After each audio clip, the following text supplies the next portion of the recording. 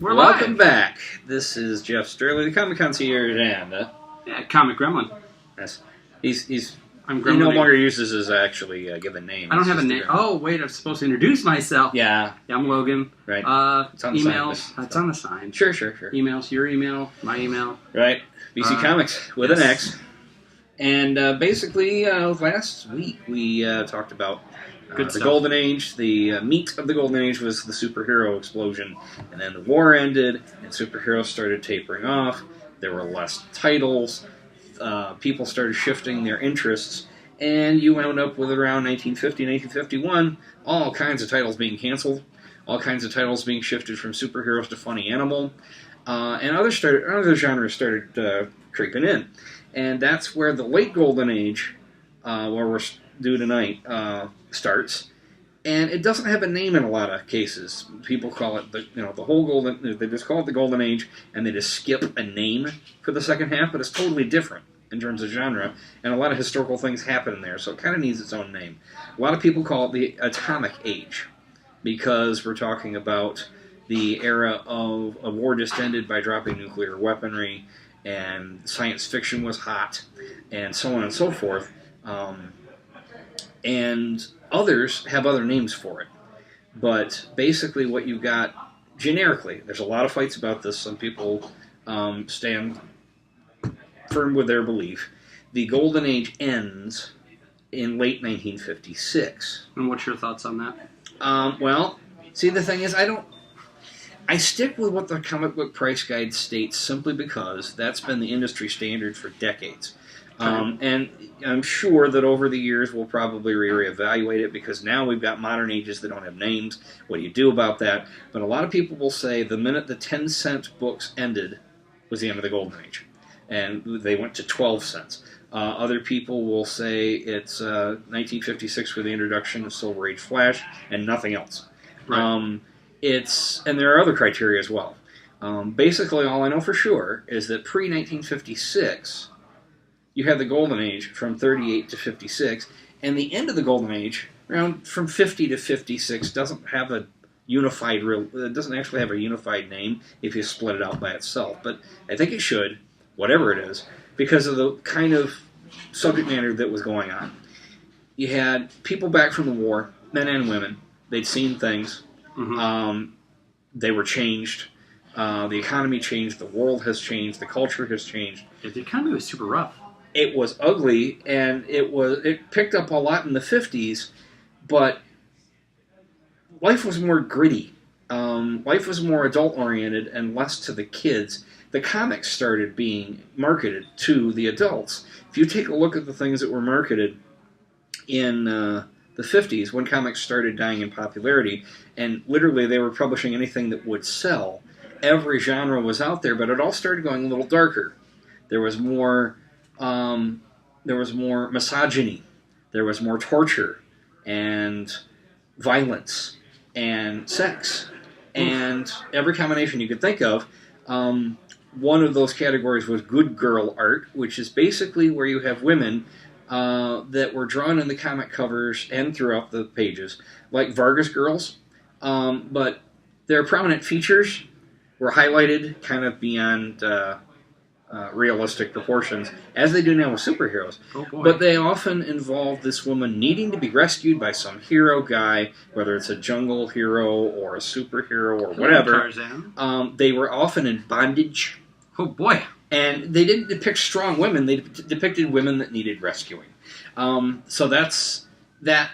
Now, there's bones to pick with every age, because in the Golden Age, the first part of the Golden Age, lots of racism used as propaganda with the U.S. versus the Yellow Peril, Nipponese, that reminds me, somebody had shown me a book, and it's called Black.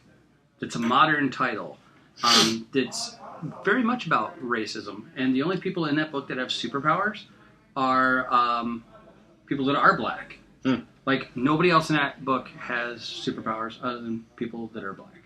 And I personally, I was like, the more he talks about it, the more I was like, okay, this is amazing. That would totally change all of what we know culture to be like. Yes, and the fact is after I read him, if you talk to him, I'm sure he'll let you read him too. It's, to me, I'm like, how come I haven't heard of this? And that just shows us where we are in this time with this culture is because something it's such an interesting read, but it doesn't get exposure. Right, but that's a problem with a lot of books, because not every book, and this goes to all of our viewers, not every book is going to be everybody's cup of tea. Mm-hmm. I mean, what you like is not necessarily what I like. And most of the times, we're pretty close. But for the fact of the matter is that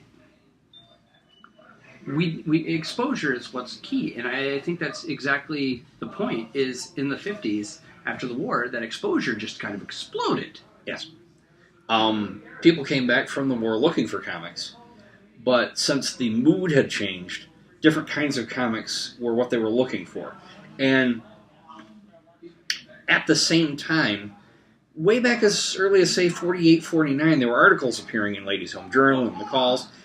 What can be done about the comics? What you should look for in your home? People were starting to worry about the influence on the youth, juvenile delinquency, that kind of thing. That led to actual hearings, government hearings, about juvenile delinquency in America and comic books' effect on that. And at one point, it got to the point there was actual testimony by comic publishers, artists, EC Comics in particular, about what should and should not be allowed for youth to see. Whether it's wholesome or not. What value does it have to the public? And by the end of those hearings, between that and some psychologists of the day, in particular Frederick Wortham, and his entire book on the subject called Seduction of the Innocent, where he showed pictures, and it was very hard to argue. I don't know why my 12-year-old can read that, or worse, my 8-year-old. They had a point. It was getting kind of ridiculous. Superman, Batman, and the few superheroes that did hold on were fighting aliens and getting into all kinds of weird stuff. But very few superheroes were left. So you had westerns, you had love stories, you had titles published about actual people. You started getting more photo covers. This particular one here is Jackie Gleason #1 from St. John's Publishing. You don't see a lot of St. John's books because there weren't large print runs for any of them. It's a publisher a lot of people have never heard of. There weren't a lot of print runs per book. This particular issue is the first issue of the first Jackie Gleason comic book. It's a photo cover. On the back of the cover, it shows you how to send away for a Jackie Gleason fan kit. And it happens to be the highest graded in the world. It's the only one I've got like that. It's a real prize. I got it at Curious Used Bookshop in East Lansing in Michigan.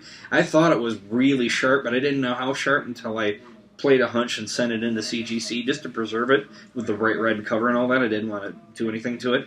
And it beats the previous two that were tied at 6.5 with a 7, and nobody's beaten it since, raw or slab. So what do we have? That's pretty cool. Over here, we have The Amazing Willie Mays. This is the only, again, this is a comic about a real person. It's called a one-shot. They only made just this issue. It was not part of a series.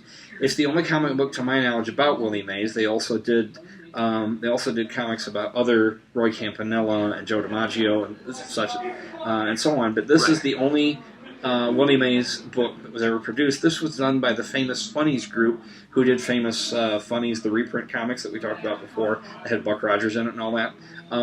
Famous Funnies did this. They did all kinds of educational comics to show that they were wholesome, to steer their way through all of this censorship talk and some of those questionable subject matters. You had your mainstays, subjects that came from television. Roy Rogers, Lone Ranger, Gene Autry. This particular run here were photo covers on the front and the back, and they're actually just the covers in this case, because these were originals that were pulled off the books by the distributors who put new books in the drugstores and pick the old ones up.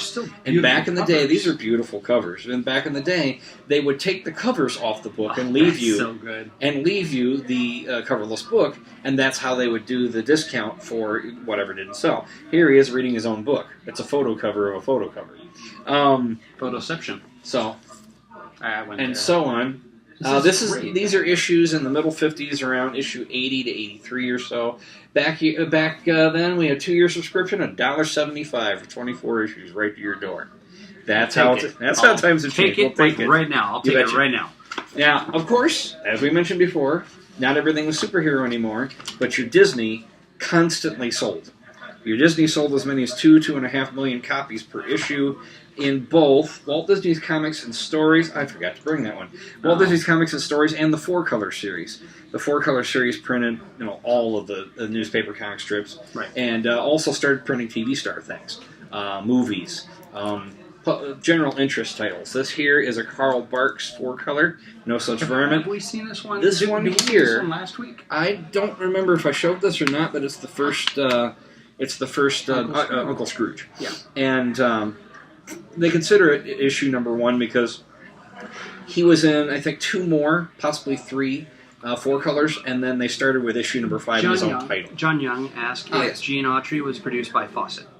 Yes. Gene Autry guest starred in Whiz Comics, and then he had his own title. That's correct. See, John Young is my go-to guy here. He's my cousin in Iowa, and he's my go-to guy for everything I forget. What is it? Unser? On the last? Oh, yeah, and Uncle Scrooge was on last week. Yeah, we were just there. Yeah, okay. Our viewers know best. Well, I got looking at it, and this was actually published in the early 50s, so. Okay. It was a jump of the gun example. Now, this one here... What's this? This one we've here, all heard about this. well, at least I know I have. Most people don't know this, but 3D comics, which had a big heyday in the 50s, and also 3D movies and so on, were started by Joe Kubert, the man who got famous drawing Sergeant Rock and Tarzan and Tor. Nice. And they came with glasses, and basically what you've got here is a technique he discovered how to print everything in red and greenish blue with a subtle shift of one color to the side, and depending on how it was drawn and how far you moved the image, everything was printed in just those 2 colors. It made the objects in the book pop as many as 7 layers deep over each other of depth, and they would move in front and back of each other. They got that good at it. And these are... Now, if only the films could be that good these days. Yeah, it would be nice. These are pretty hard to find, especially with the original glasses, because let's face it, even the advertisements, by the way, had 3D treatment. We got Double Bubble here, and it's all 3D. It's very hard to find with the original glasses, especially unused. We they have always a set of glasses downstairs. Yeah, true, but they're not actually the ones that went with that book. But just to see what the book looks like, any 3D glasses would do. But you'd have to actually harm the book to pull them out. But these were meant to be read, so, they read them. There were also gimmicks. It's kind of like the 90s. It reminds me of the 90s. There were gimmicks like, there were a couple of 4-color Disney books, Donald Duck books, where you had to cut slits out of parts of the cover, and then if you take another part of the back cover and pull it through, his eyes would move, or the tricycle he was riding would kind of have a hypnotic spin, and you had, they were really cool, but you had to destroy part of your book to make it happen. But gimmicks like that were, being done as well. I mentioned the creepy kind of stuff that parents were complaining about. It's the best stuff, really. Now they're prized. And back then they were prized, but you didn't dare tell Mom. This is called Crime Suspense Stories. It's one of a number of titles done by EC, they're educational comics. They specialize... Educational. That's exactly... How to bury a person. How to bury a person. Well, this is actually a tame cover. She's being buried alive. Some of the covers that made it to the congressional hearings involve hot pokers to the eye and needles, torture of women, headless people being held by axe murderers up as they, the lady that was reading the newspaper about the escaped convict, she's on the ground, you see the headline. The art was brilliant. The subject matters were Twilight Zone kind of things and before their time, but they were not appropriate for a lot of kids. Couldn't hit that pitch. And it crept into almost everything. The war comics, everything. Right. And of course, since we didn't have Nazis to fight anymore, it switched to communists.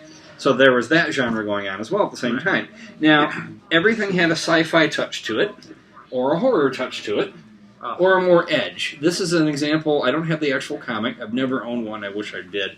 Maybe not this issue, because I like the space astronomy type covers more than the creatures. God, but this is a weird fantasy. They had a weird science, and then they merged it to weird science fantasy by EC. And basically you've got this particular cover shows fantastic suspense stories we dare you to read. In this issue, the incredible events leading up to the cosmic ray bomb explosion. Earth is basically being destroyed. We've done it to ourselves, and the aliens are watching from afar, and they can't believe it either. They're in shock watching this go down, kind of like the Watcher before there was a Watcher. Al Feldstein drew this cover. He is still drawing landscapes, painting landscapes, just gorgeous stuff. I mean, Earth as well as space. Nice guy, got his autograph. I have several more of those posters. This came from a portfolio. Carter said that those sound awesome. They really are. Carter is all about. I wish I could find more of the EC, but they're very. We want horror. I love. They're very difficult to find. The weird science fantasy psychoanalysis. Okay, Tales from the Crypt. That's the most famous one. Oh yeah. Vault of Horror, etc., etc., where the Crypt Keeper and the witches. We still have some Vault of Horror, don't we? I don't think we have any original Vault of Horror. They made reprints ever since. Wow. But basically what you had in the 50s is, not only were these things snapped up and thrown in bonfires in church and school parking lots to save the children, and not only were these things thrown in Boy Scout paper drives during World War II and ever since. So, in a way, those things helped create our hobby and made things more scarce. John Young says, are EC hard to find due to parents and others burning and That's destroying? exactly what I'm saying. Yep. Look at that. They're and harder then Carter said yes, please, to the crime novels. They are harder to and find. Horror. Well, yeah, there are a lot of detective crime stuff. There was even a cover I saw where a man is trying to run away. He's being shot from behind by a Tommy gun, and the word the crook is that shooting him spells out through his torso is rats, because apparently he was a school pigeon. That's amazing. Yeah, and of course every hole's dripping blood and so on. So they literally went there any chance they could in the 50s in a lot of cases. Right. Now we got about 4 minutes left. Oh, that's true. Well, 3 minutes left. So do we want to talk about some of the other cool stuff that we have with us right now? Sure, because there are things I can pick up next week on this. Not till next week. So you guys got to tune in. Until then. Buy a comic, read a comic. Yes.